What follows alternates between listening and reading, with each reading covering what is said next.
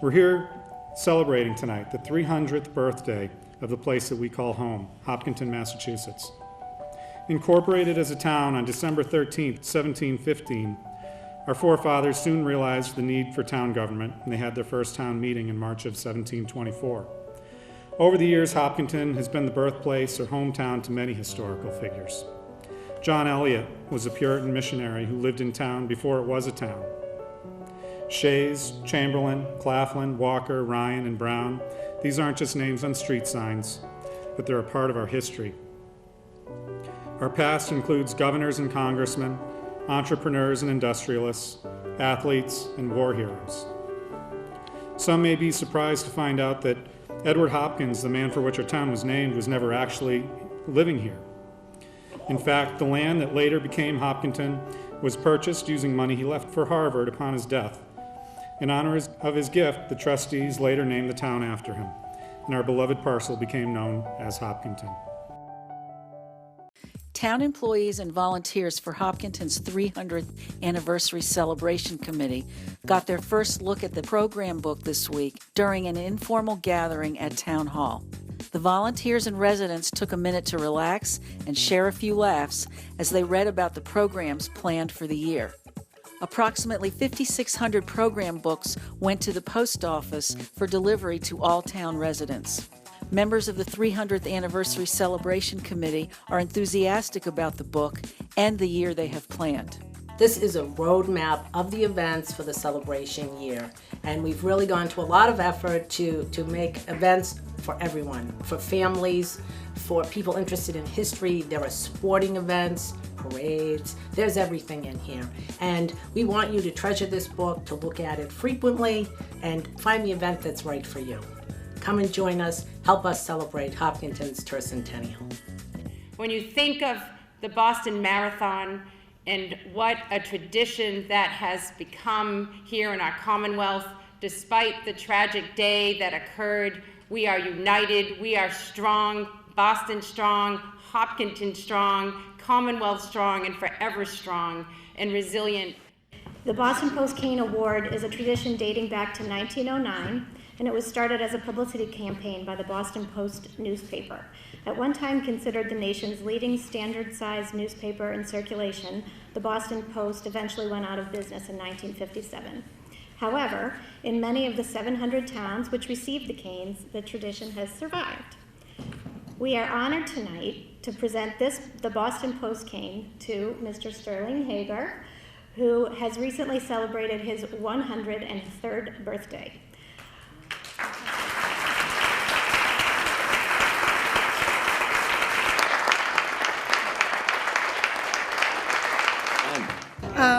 We worked with the 300th anniversary to coincide with their opening weekend this weekend. As you know, there's a town-wide celebration going on as a kickoff weekend. So we decided to celebrate the library's 120th birthday on this weekend.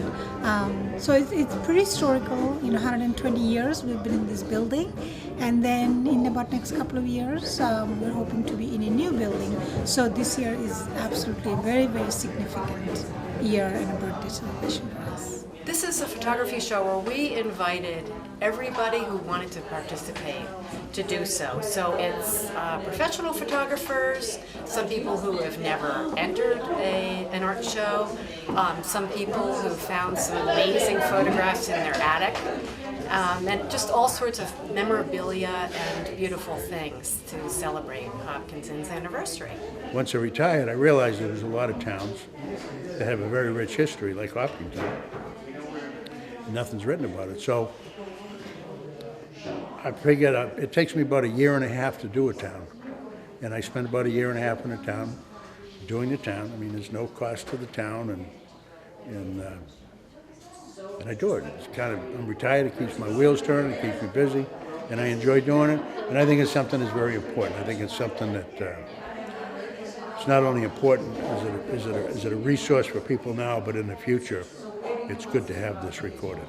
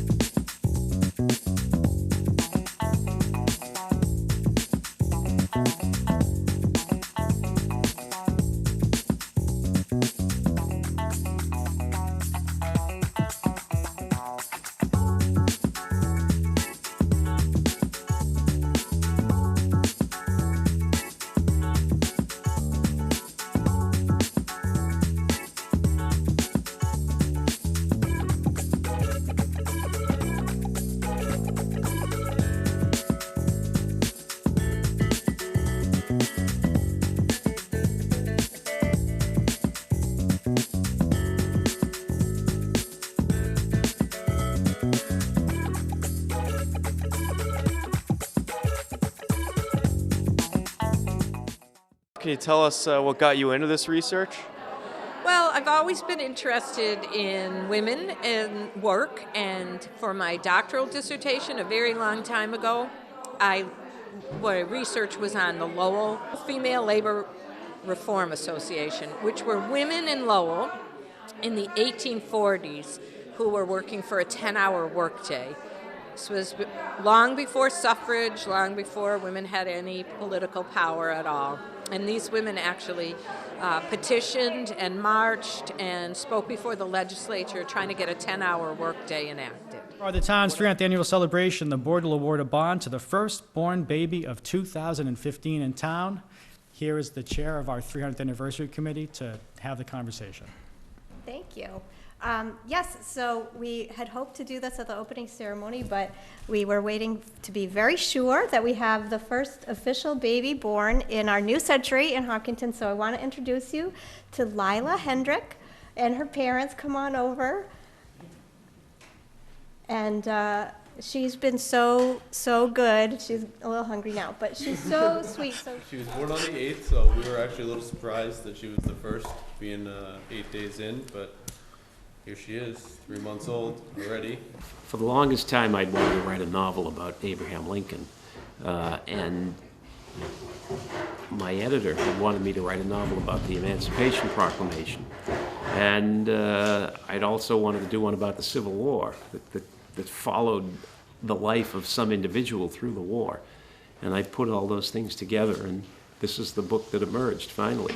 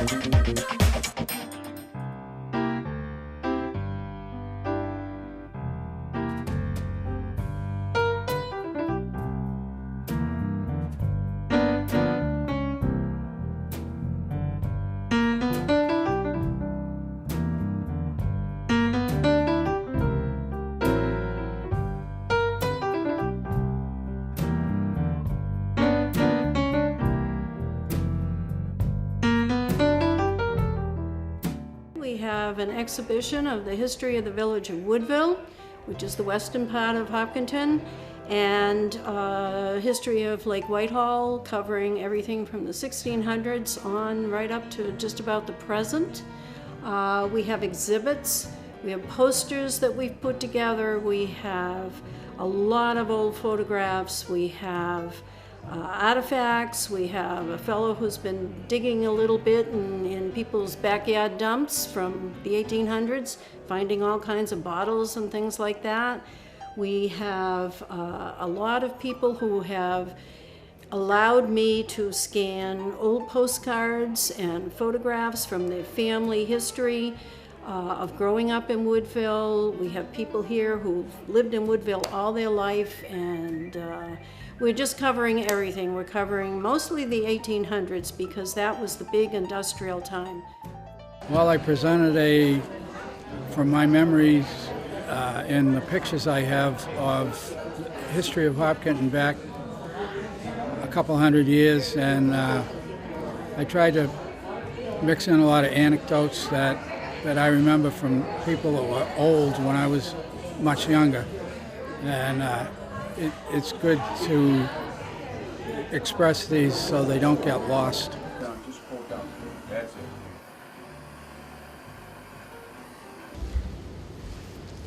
this is from 1938.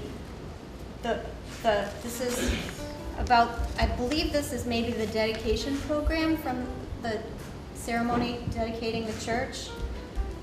I don't know if you have these in your records, Pastor George. And then this looks like, oh, to you who open this box in future years.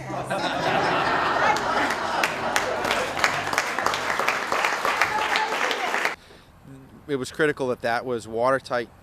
And you can see, you probably saw yesterday, we've got 7 holes in the bottom of that basin, all that have plumbing that have to line up to it, that go to this state-of-the-art plumbing house that we've had constructed. And 1, 2, 3. There we go. All right. Yay, it's open. Former Hopkinton Board of Selectmen Chair Eric Sonnet reintroduced the misplaced plaque honoring Ernie Fecto, the main fundraiser behind the original gazebo. In 1995, the Board of Selectmen presented Ernie with what amounted to a Lifetime Achievement Award. And it was a plaque that essentially said, thank you, thank you, thank you. We want to always remember it.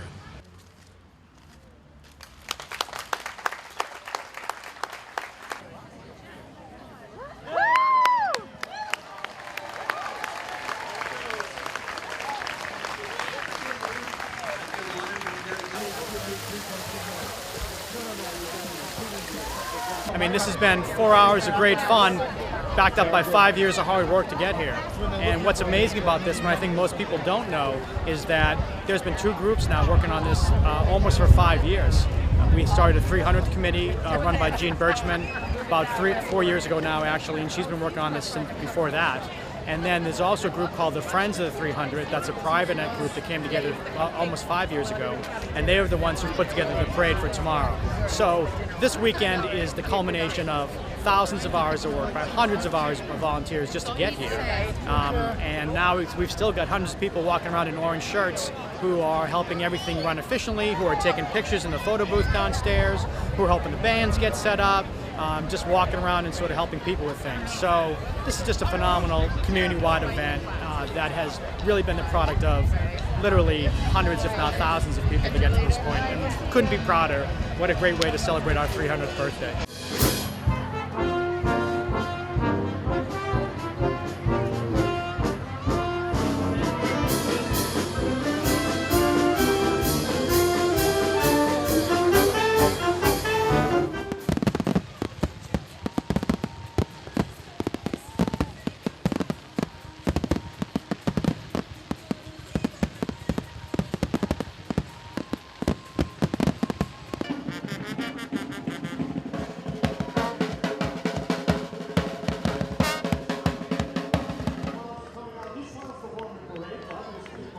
Merry Christmas, everybody!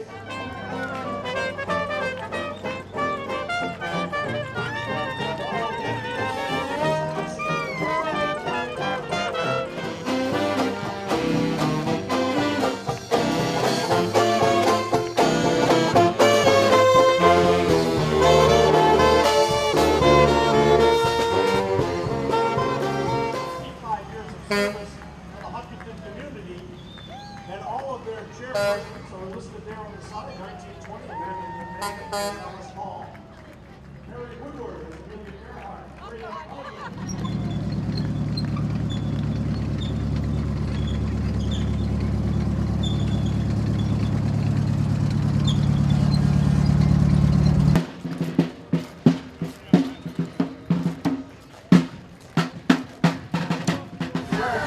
New state-of-the-art performance center. This ESL building being followed by Duncan Road in almost 40 years.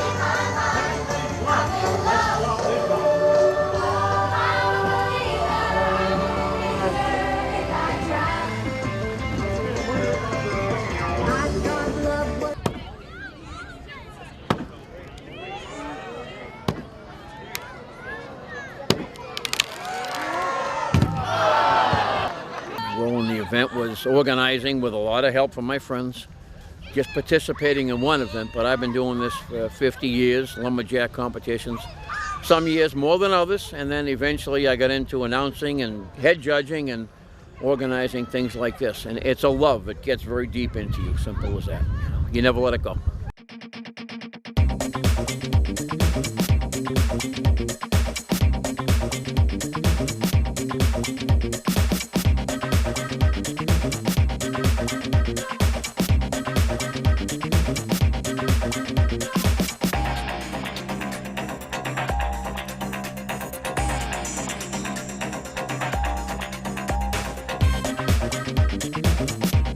first Top of the Hill ceremony was held. The program was created to honor outstanding alumni from Hopkinton High School.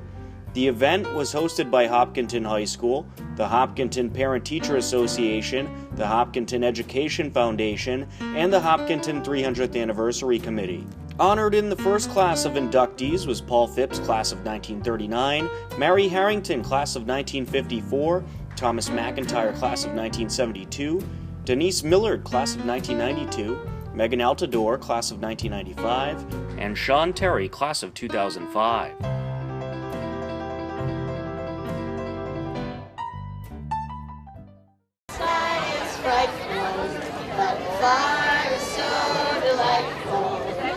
Since we've no place to go, let it snow, let it snow, let it snow. Everybody, join me in singing to our town. Happy birthday.